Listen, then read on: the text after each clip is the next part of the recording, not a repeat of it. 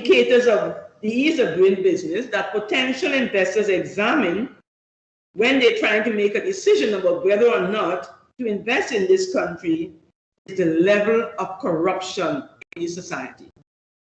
And besides, how could I refuse my erstwhile student?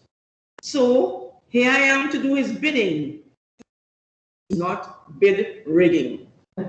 And Miss Gordon, I didn't teach at law school for 5 years, but over 25 years.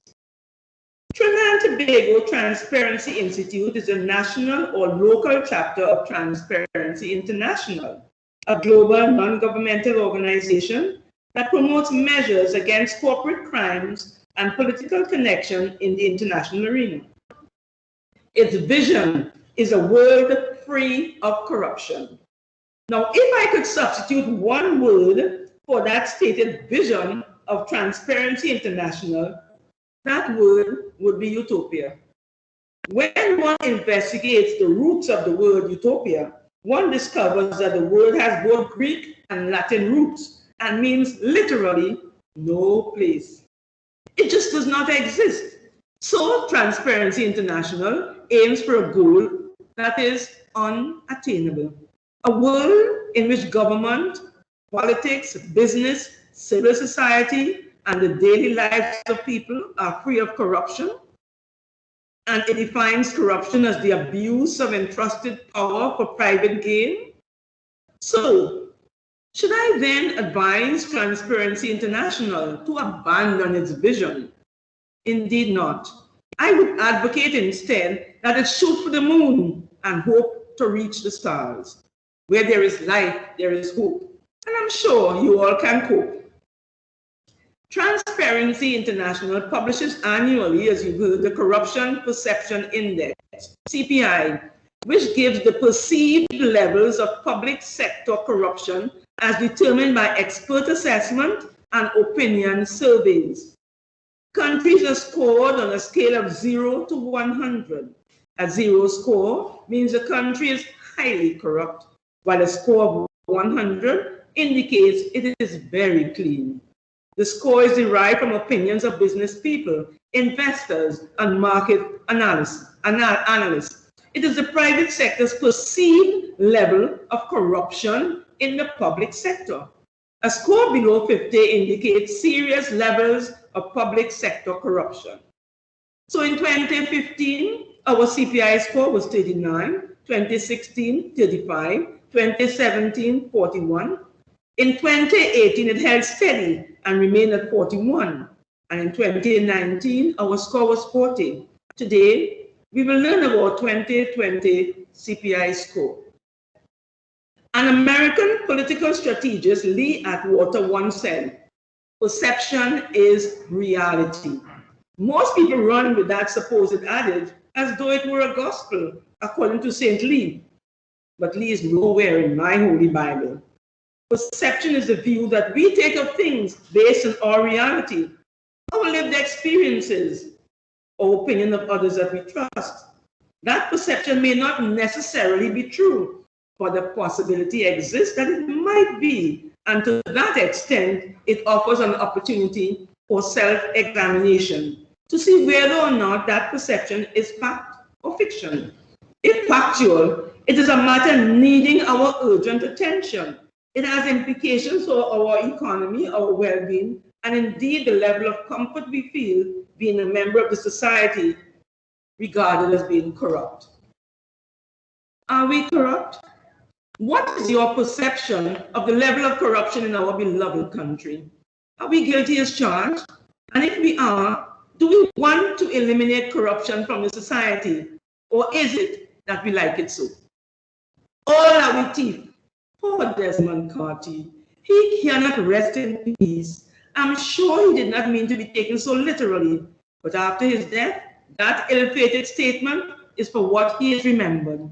But he is not the only one with that unenviable legacy. We have had scandal after scandal over the years. The infamous gas station racket, with Jean Miles giving testimony, dressed in a fabulous black and white outfit with matching hats. People would look at the newspaper, I think not so much to to read the testimony, but to see what she was wearing that day. We had the lock joint and the Caroni racetrack stories. We heard about Johnny O'Halloran, Francis Privat, the 30 million dog rice fiasco called the Hard, the never-ending Piaco Airport story, the fire truck fiasco, and Section 34.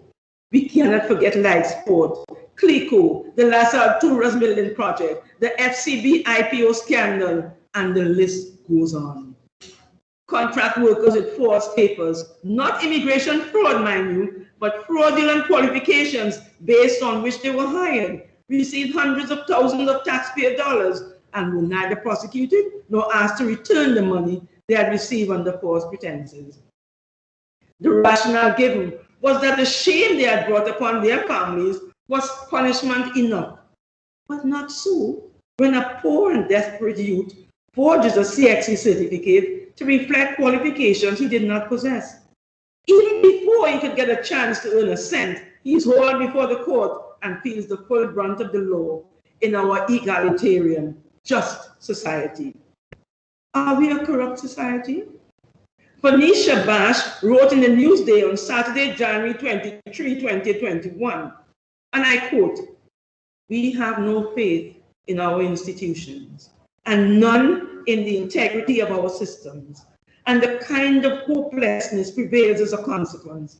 We've come to expect corruption everywhere, so much so that we prepare ourselves grudgingly to participate in it. If we honestly reflect, we will agree that turning a blind eye or paying a bribe is as complicit as destroying and falsifying records. The behaviors have seeped into our DNA so insidiously that we no longer recognize what it means to conduct ourselves ethically. We no longer recognize the roles we play in perpetuating our felonious culture. Our exemplars are the people who get away with the most egregious acts, the smart men. This is the worst indictment of our society that I've ever read. It tells a tale I will not read to my beloved grandsons. But Miss Bash is not singular in her view. Chiron Rages in the Sunday Guardian of December 6, 2020, quotes the findings of the Economic Development Report 2019 by principal economist at the Latin American Development Bank, Dr. Gustavo Fajardo. The report states that Trinidad and Tobago had a higher than average bribe rate in the region. Dr. Fajardo warned that corruption can have a serious impact on the economy of countries in the Caribbean, Latin America, and anywhere in the world. He stated that corruption had welfare costs that go beyond simply the money transacted in bribes, and has caused us to operate through different channels and had different ways of affecting the welfare of society. He described corruption as consisting of exploiting and abusing public office and its attributes to obtain private benefits. He says it reduces the capacity of states to deliver public goods and services of quality, and it reduces productivity and innovation. So it affects all of us. It is because of the opportunities for corruption that public procurement offers that there was such an outcry last December over amendment to the procurement legislation by way of the Public Procurement and Disposal of Public Property Amendment Bill 2020. The public's perception was rooted in our history of deals under the table, on the table, and around the table. And there was fear that amendment to the procurement law that effectively removed oversight of inter alia, legal, medical, auditing services from the procurement regulator would facilitate corrupt deals being made. Former Senate President Timothy Hammersmith, in a letter to the press, referred to the bill as institutionalized corruption, as it removed from oversight government to government, special purpose companies, internationally funded projects via loan arrangements, and other arrangements I referred to earlier. The perception of Trinidad and Tobago and Trinidadians as a corrupt or generally unethical people is a view I have encountered in my travels around the Caribbean, conducting training for child justice stakeholders. On more than one occasion, on my way to my hotel, to my chagrin, taxi drivers would point out certain imposing edifices and announce with a smirk that was built with dirty Trinidad money. Are we a corrupt people, really? In the past, at least 2 registrar generals have expressed to me their despair over the level of corruption in their department. One said she was shocked that when she told a member of the public that she could not facilitate his request, that was interpreted to mean that she was not being offered enough money. He offered even more, and she had to run him out of her office. She said to me, Hazel, you know, people believe they can pay and get anything they want here. In those days, there was a roaring trade in birth certificates. The government had shut down a certain plant, and to get compensation, the person had to produce a birth certificate. Some corrupt employees were given a birth certificate without a name, which carried boy child, girl child, as they used to do in the old days, and it had a particular date of birth that suited them. They would go and get sworn affidavits to go along with the certificate to prove that that birth certificate belonged to them. Some would swear they were present at the birth or provide some other proof. One Registrar General had even encountered a woman with a decidedly Guyanese accent who tried to convince her she was a born Trini who had lost her birth certificate. Once I myself encountered a young man who worked in the board, boasting he could make any certificate. You name it, I'll make it. Judges, lawyers, and members of the public have expressed outrage about the number of fraudulent deeds in existence, and I cannot help but wonder why more people are not in prison for those crimes that have brought such great distress to so many today. Happily, computerization of records has helped to close the floodgates in many ways. Successive commissioners of inland revenue have tried to stem the tide of corruption flowing through many departments there. They have retired knowing that the problems persist. Some customs officers live lifestyles way beyond their pay packet, and it is not due to overtime.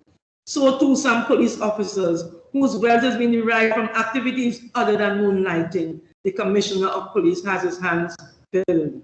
The theme of this launch of the Corruption Perception Index is COVID-19 and corruption. What does corruption have to do with COVID-19? They both begin with the letter C. C for COVID, C for corruption. But I could not see the connection. But then stories began to emerge about fraudulent claims for relief being made that could not be substantiated. And mind you, it was not just the potential recipients whose wrongdoings were being unearthed, but also those of employers who provided false salary slips and landlords who did not give receipts for rent. There were sins of omission and commission, but nobody was going to confession. Paolo Kernahan, writing in Newsday on January 18, 2021, in his column titled A Culture of Accountability, related that news from the UK revealed scandalous revelations about a government-funded food package program for meal support for children at home and from school. This package was supposed to be worth £30, but what was being given was estimated to be worth £5. He drew a parallel to what was happening in Trinidad with food hampers after food cards ran out. One recipient had described the care package as a door care package. The reaction from an official was, people too damn ungrateful. He begging and his gourmet food he want. Smacks of a Marie Antoinette response, if you ask me. During the recent House of Assembly election campaign, a caller to a radio station complained she had to state her allegiance to the ruling party before she got food relief.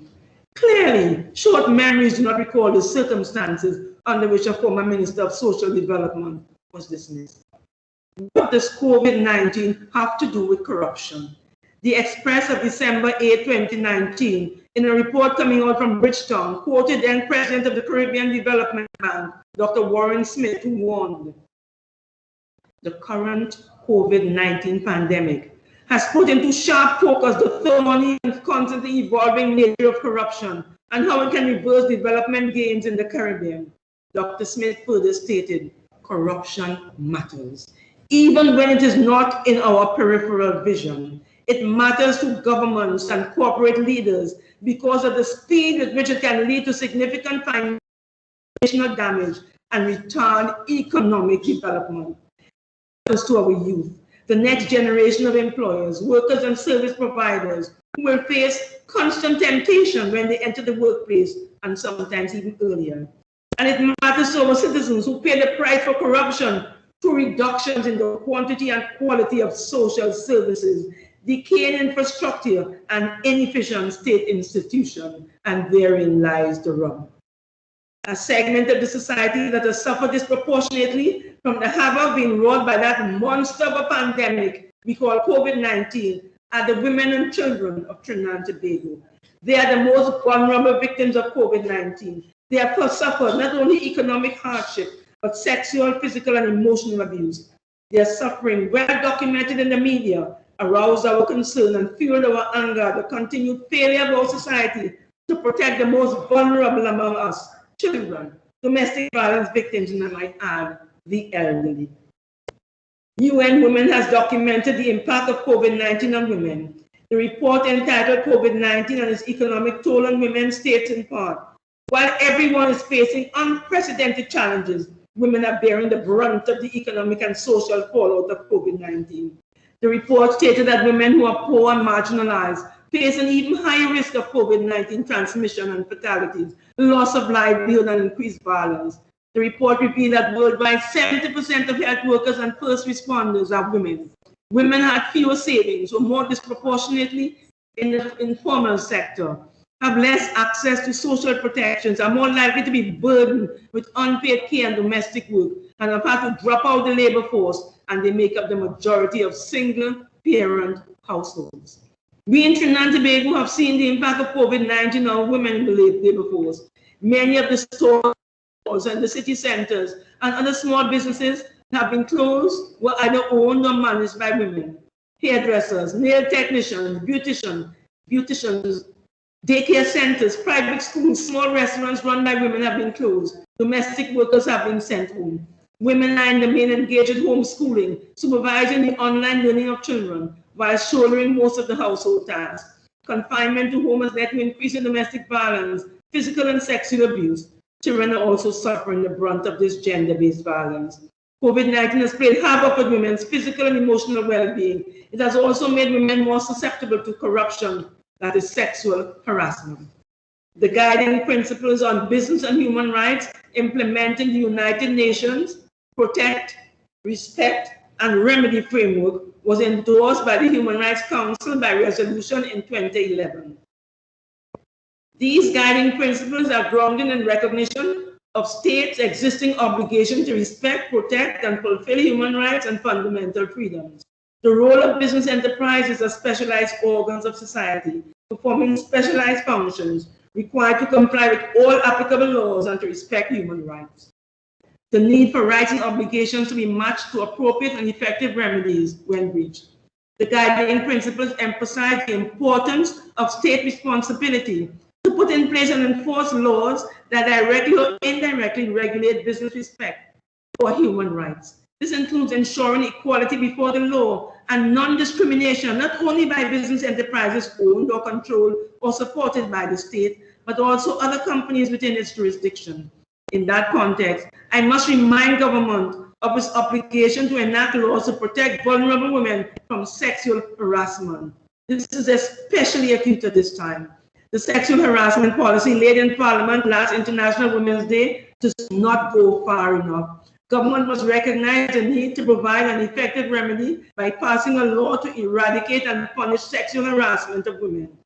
Having interviewed victims of sexual harassment while conducting 2 inquiries into charges of sexual harassment in the workplace, one at a credit union and the other a government ministry, and conducted a study of sexual harassment on the UP campus and at law school for the Women and Development Studies Group, I can say it is a matter requiring urgent attention. It is a humiliating and painful experience. I myself had personal experience of sexual harassment. I was young and innocent at the time, didn't even know the term sexual harassment. I didn't know where to turn, to whom I should report. Even though it was so many years ago, I still remember the circumstances, the threats, and the victimization. But like singing Sandra, I held on to my dignity. And when I was writing this morning, I had no idea that Sandra was gone. At the time, I refused to budge. I could not be enticed by the prospect of material gain. Instead, my response to the celebrated cultural icon was, "You cannot touch me with a 10-foot pole." I had a job that was not in danger, but many women caught in the COVID-19 pandemic do not have the choice that I had. So corruption takes many forms and wears many faces. Respectable. Is it a perception or reality that we are corrupt? As I said before, perception to some is reality, and reality comes from our lived experiences. At times we see people through our own lenses. Who remembers the false allegation of a piano being removed from the Prime Minister's residence? Was an apology made when it was found? Confronting corruption requires courage. Few people can speak truth to power. I remember standing like the cheese alone on a particular board when I maintained that a particular prime minister was not entitled to have his wish complied with because it was unlawful. I pointed to the legal provision that supported my view. I was told, he is the prime minister. He must get. It was Good Friday when the Attorney General phoned my house to ask me to reconsider. I refused, saying, today is Good Friday. You can crucify me. He said the PM was a very determined man. He did not know I was a Tory. Yes, we are corrupt, but not all of us are. So there is hope. I dare say there are more honest people in this country than there are dishonest ones. And the phrase honest politician is not an oxymoron. Elimination of corruption is not an insurmountable mountain that we cannot climb. A useful starting point can be the recommendation by Transparency Maldives for an anti-corruption agenda for clean governance. That is, 1, promote clean leadership in key institutions. 2, develop parliamentary processes to hold state institutions to account. 3, ensure the integrity and independence of the judiciary. 4, ensure independence of commissions to counter corruption. 5, establish freedom of the media. 6, establish an independent, effective, and merit-based public service and law enforcement regime. 7, improve integrity and transparency in revenue collection. 8, ensure procurement transparency and open contracting.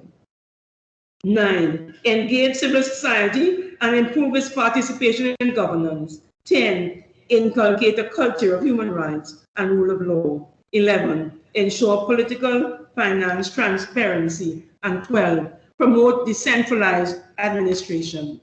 So, ladies and gentlemen, there you have it, a checklist for anti-corruption. Not one of these items is new to us. Some are in place already. Some are what civil society has clamored for years, and political parties have called for when out of office. All we need is the will to succeed in this place where every creed and race must find an equal place. All we need is the will, not to just say the words, but to live the words. I agree.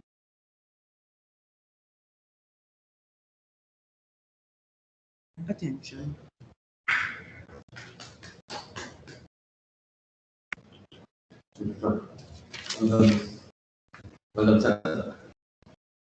Thank you.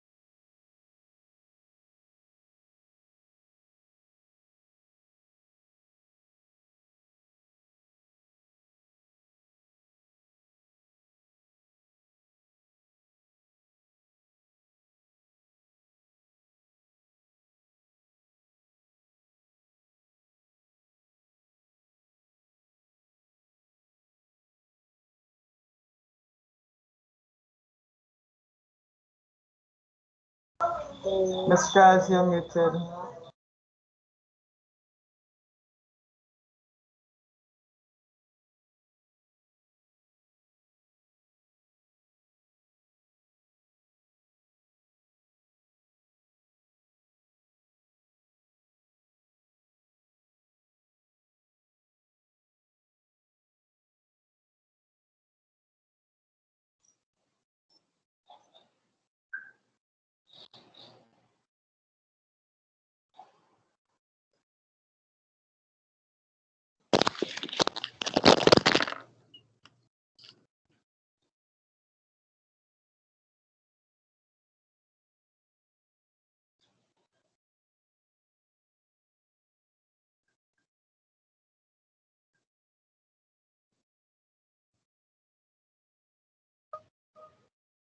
Good morning.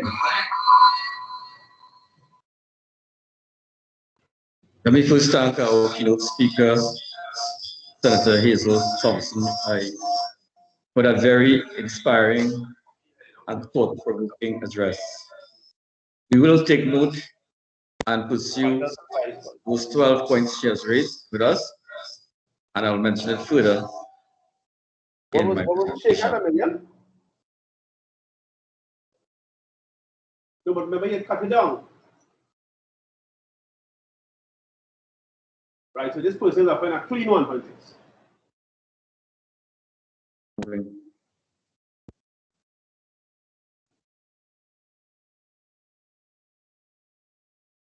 This morning, we are about to launch our 2020 Corruption Perceptions Index. It has been launched in some parts of the world already, but this is due day and time for Trinidad and Tobago. Let me first introduce you for those of you who may not know, and for the faithful to remind you that the Trinidad and Tobago Transparency Institute is the national chapter of Transparency International. And we work for an ideal, yes, as Ms. Thompson-Ahye said, we work for an ideal of a world in which government, politics, business, civil society, and the daily lives of people are free of corruption. How do we achieve our target, our mandate? Our platform is essentially one of advocacy and public education, outreach on matters of good governance, integrity, and anti-corruption. We do not have investigative powers, and we are basically a non-governmental organization. However, on our board, we have a powerful complement of professionals who seek the interest of our good country to ensure that we are availed of best practices and that we contribute to discussions on good governance, anti-corruption measures. Our key activities throughout the year include this very activity as it starts, the launch of the Corruption Index, advocating for reform and proclamation of anti-corruption legislation, our anti-corruption conference held annually, except for last year because of the COVID-19, our integrity clubs in schools, lobbying for transparency and accountability in various forums, including the AITI and the International Land Coalition, collaboration with civil society and other NGOs, such as the GCC, public education outreach. If you wish to know more of what we are doing, you can easily solicit or request one of our quarterly news briefs, which I'm just using the last one of December 2020. And you will have an idea of the many activities in which we involve ourselves in.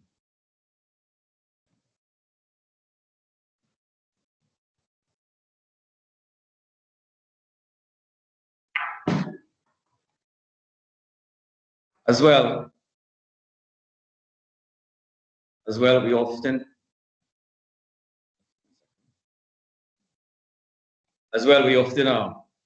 speak little of our advocacy and legal advice clinic that we have at Transparency, here in the very rooms of our offices.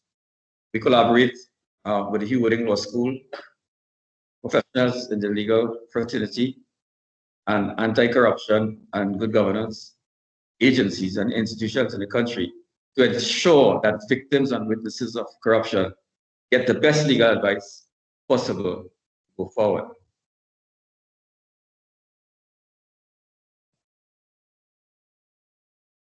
As I speak, there are several outstanding matters in the public agenda.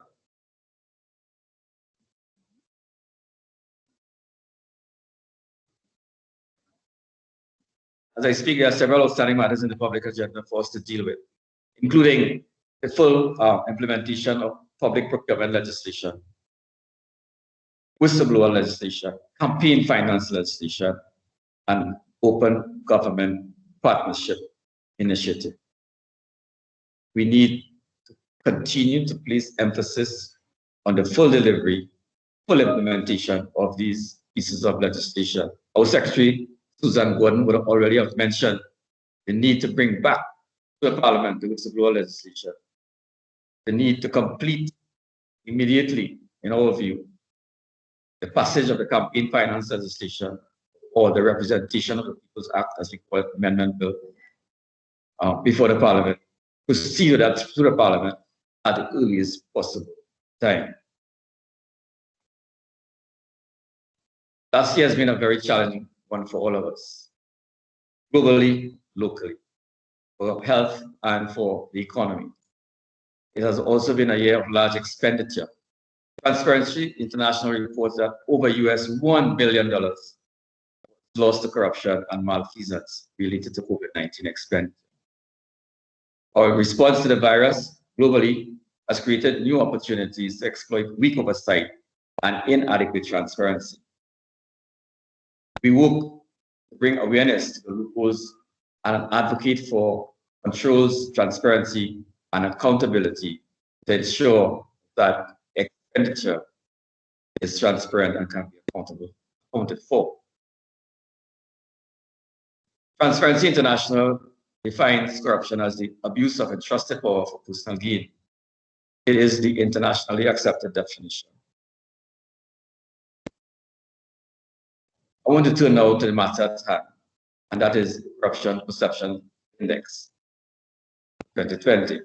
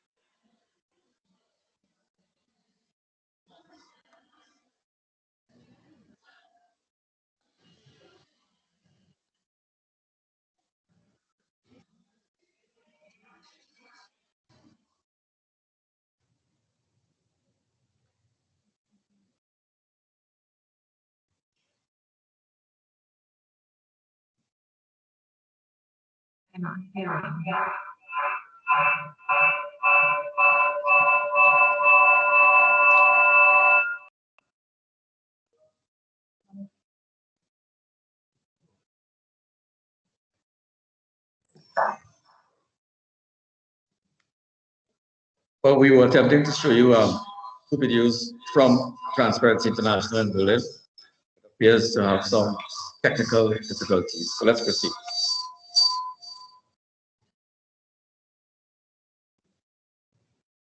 The survey, as you was pursued in 180 countries. And if you look at a snapshot of scores throughout the world by region, you'll note Western Europe, an average score of 66, Asia 36, Middle East 39, Asia Pacific 45, Sub-Saharan Africa 32, and the Americas, where Trinidad and Tobago falls, 3. So a look globally at the results indicate that perhaps only one region, that is Western Europe, has actually attained and surpassed the pass mark of 50, 66 out of 50.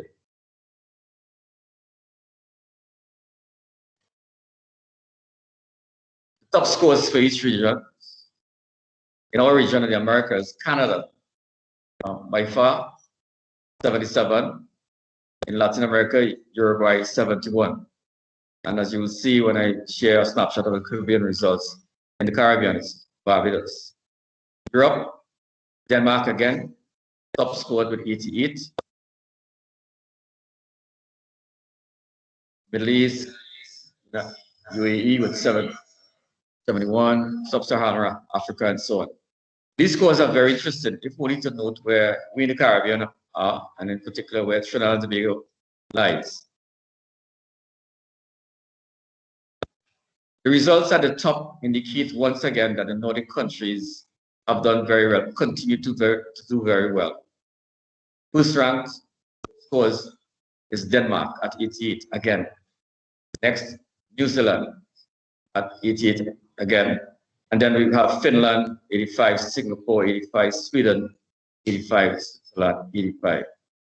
In previous launches, we would have analyzed the reasons for the Nordic countries remaining sustainably, continuously at the top. The bottom again of that table shows no surprise to us. Uneven Venezuela is at 15, Yemen 15, Syria 14, South Sudan 12, Somalia 12. In the Caribbean, as I mentioned before, top ranked this year as last year, Barbados. St. Vincent and the Grenadines second, St. Lucia third, Dominica fourth, Grenada fifth, Jamaica sixth, and guess what? Guyana now ranks above us, scoring 41 compared to Trinidad and Tobago's 40.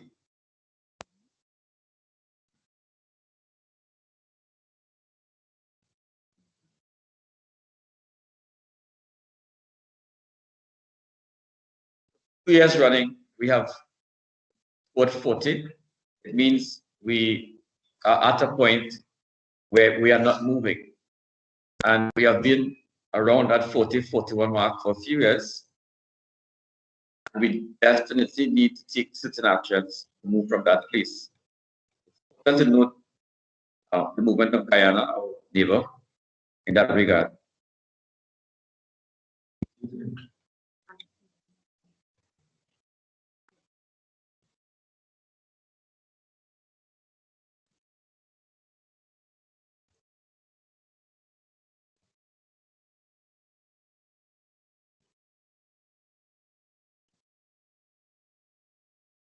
Seem to be experiencing some technical difficulties here, so just bear with me, please.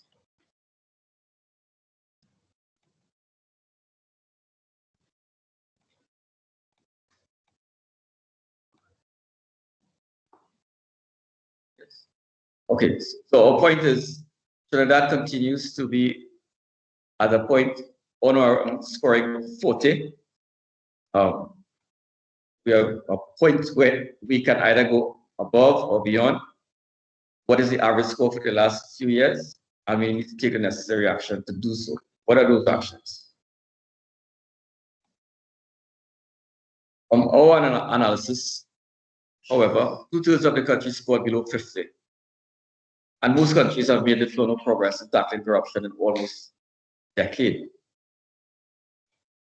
The average score overall, as we pointed out before, is 43. And we are below that average of 43. We should note, however, even countries with high scores, Nordic countries, for example, have had corruption challenges, including a lack of transparency in public spending.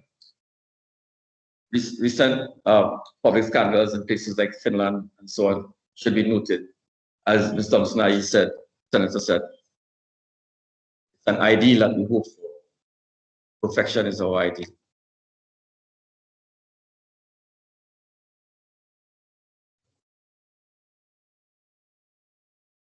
It should be noted as well that countries with higher levels of corruption, regardless of economic development, tend to spend less on health. And if we are to achieve a fair and equitable recovery, we must make important decisions in the interest of the public. In countries where corruption is more pervasive, we have found they are less equipped to handle crises like the COVID-19 pandemic. Our recommendations. And I want you to bear these points in mind, as you perhaps recall Senator Thompson-Ahye's 12 points of recommendation as well. To reduce corruption and combat COVID-19, it is essential for us to strengthen oversight institutions so that the resources reach those most in need. We need to support our anti-corruption authorities and oversight institutions with the funds, resources, and independence to perform their duties. Too often we spend time pulling down our institutions when we should spend our time supporting those institutions.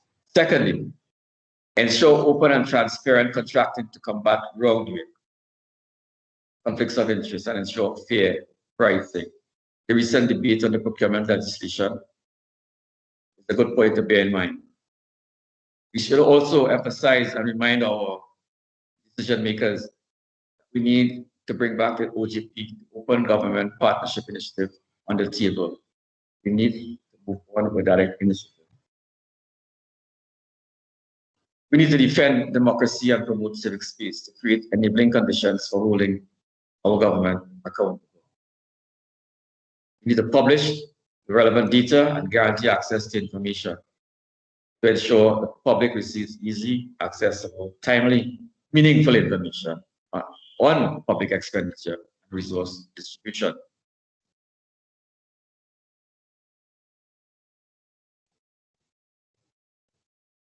According to Delia Ferreira Rubio, our president in Berlin, Chair in Berlin, the past year has tested governments like no other in memory, and those with higher levels of corruption have been less able to meet the challenge. But even those at the top of the CPI must urgently address their role in perpetuating corruption at home and abroad. We all have our role to play. All have our role to play, whatever the role we occupy in life at this point in time. We need to ensure that we take the steps to minimize the impacts of corruption, the effects of corruption, and indeed corruption itself. I thank you